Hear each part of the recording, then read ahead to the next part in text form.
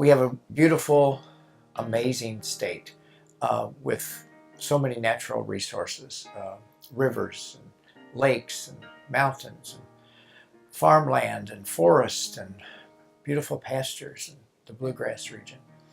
And this amazing state needs to be protected.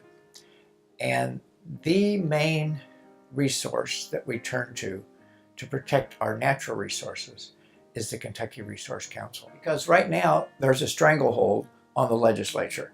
And that's the group that has the stranglehold are big business, the big corporations, and the elite, the top 1% have now stranglehold on the Kentucky legislature and the executive branch.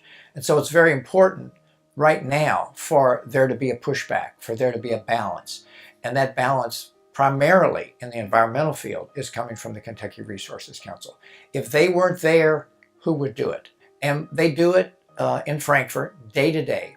When I'm faced with an environmental bill and I am not a scientist and I'm sitting at my desk and the bill has popped up real quick for a rushed vote, I know that I could text the Kentucky Resources Council spokesman, Tom Fitzgerald, and say up or down, what's going on here? And he will text me back very succinctly and tell me what the essence of the bill is, why it's good or why it's bad. Also, he works behind the scenes, and many of the Kentucky Resources Council folks do work behind the scenes to negotiate a lot of the legislation before it comes to a committee, before it comes to the House floor, which is very good. So a lot of times if you get agreement between the Kentucky Resources Council and, say, an industry spokesperson or an industry lobbyist, you know that that is really a balanced perspective that's being offered.